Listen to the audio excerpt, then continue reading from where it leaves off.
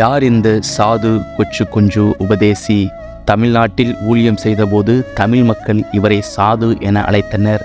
இவரது வாழ்க்கையை பற்றி வாசித்தபோது இப்படியும் ஒரு ஊழியரா என்று பிரமிக்க வைக்கிறது. கேரளாவில் உள்ள பத்தினம்திட்டா என்ற மாவட்டத்தில் பிறந்த இவர் வர்கீஸ் என அழைக்கப்பட்டார். பிறந்த வருடம் 1883. 11வது வயதில் இயேசுவை சொந்த இரட்சகராக ஏற்றுக்கொண்டார்.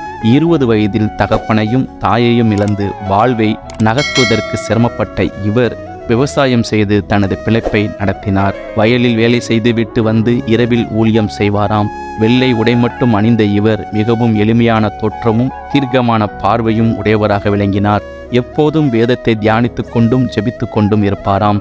வாசிப்பதில் அதிக ஆர்வம் கொண்டிருந்த அவர் தனது பிரசங்கங்களின் கதைகள், எடுத்துக்காட்டுகள் என கேட்பவருக்கு சத்தியத்தை தெளிவாக கூறுவாராம்.